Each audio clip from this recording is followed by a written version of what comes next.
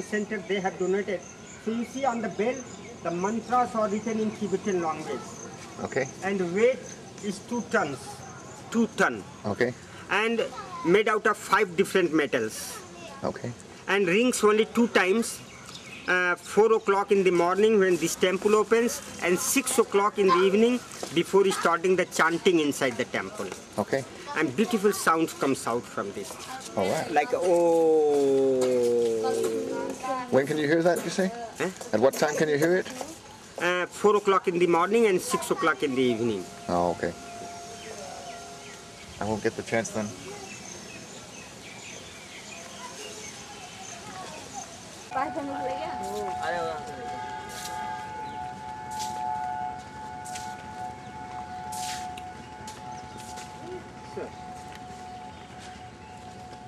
Yes.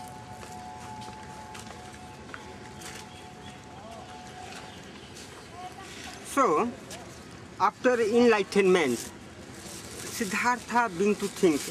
Now Siddhartha became Buddha. So he began to think, now I am Buddha. So I must tell to everybody the way of life, because Buddha means enlightened one, God the supreme power, so he knows everything. He can solve all the problems of the human being or animal being or everyone. Because he knows each and everything. Even he knows his previous life also. So he chose the Hindu religious place, the Varanasi. So he came here. And those his 5 friends who were accompanied him in the forest, they also came here, and they were living about 1 kilometer away from here. There is still a tomb. While returning, you may see the right side, where those his 5 friends were living. And when Lord Buddha came here in the Varanasi, so he reminded, because now he was Buddha. So once upon a time I was born as a deer in the nearby here in the deer park, because the ancient name of this place is Deer Park. Okay. When the Lord Buddha was here, and before that it was all forest, and huge group of deers were living here. But the king of Benares used to hunt deer from this forest. Okay. And Siddhartha was born as a golden deer, which is known as a Bodhisattva. Bodhisattva is the previous life of the Buddha, the previous incarnation of the Buddha. Okay. Is the Bodhisattva.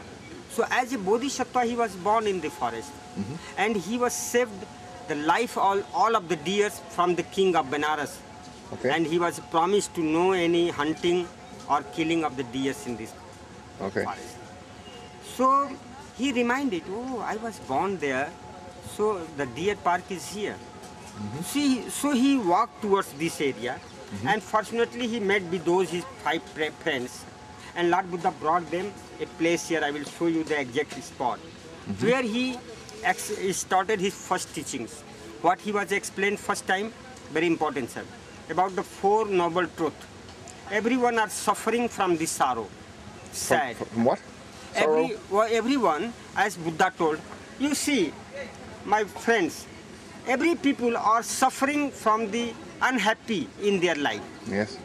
And second, there is a cause behind it. Why people are suffering? There is a reason behind it. Third, there is a cessation of sorrow. You may pass the happy life. Everybody can pass the happy life. There is a cessation of sorrow. And fourth truth, follow the 8 noble fold path, the 8 way. That is the way to reach up to the nirvana or enlightenment. But that is the practical way of life. What you have to do in your life, you have to follow the 8 way. First, the right view. Your view must be right way. Right aspirations, right speech, right conduct, right effort, right mindfulness, right living, and right meditation. So when you will practically do it, then you will be the harmless, perfect and pure. Because your behave, your kindness will be each other and perfect way.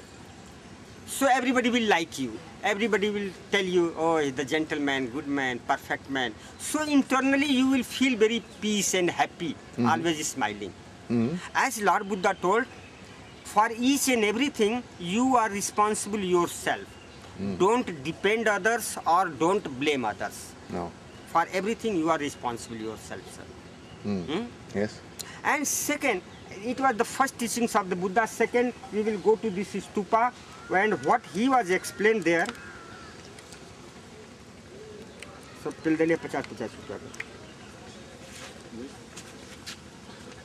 now you see, this is the wheel of life. Yes. In this wheel, there are 24 spokes.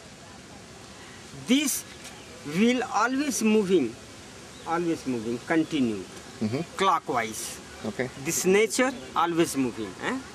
If this nature will stop, then what will happen? Nobody will be there. Everything finished. Yes. So this is the wheel of life, always moving. This wheel of life set in motion by the Buddha at this stupa.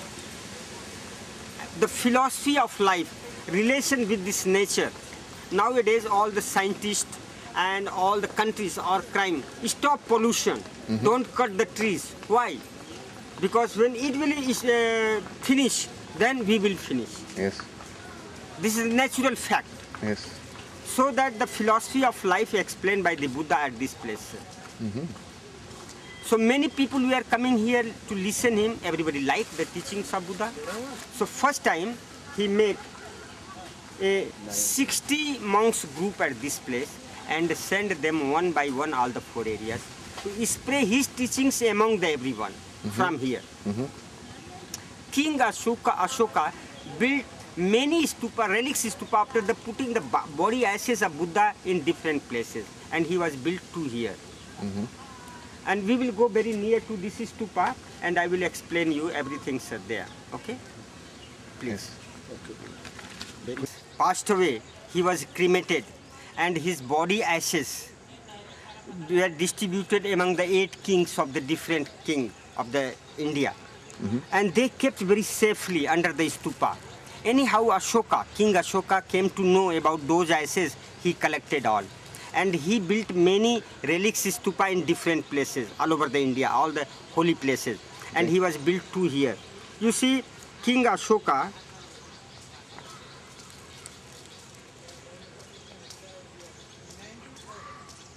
in 300 BC used to make such type of this stupa with the ash of Buddha inside. But in the 300 before the Christ. But after 800 years, in the 5th century AD, the Buddhist followers make this like this, the present shape. Okay. So this original stupa is inside, which is the built in 300 before the Christ. Okay. And this upper portion built in the 500 after the Christ. I mean, this upper portion is 1,500 years old. Okay. So it is in 2 parts, sir. Yes. Impressive. But this is the relics stupa, so very holy spot for the Buddhist pilgrims. So you can't get in? No, sir. Stupa always solid. It is full, sir. Okay. Only Buddhist people goes there and they meditate and worship from outside. Okay.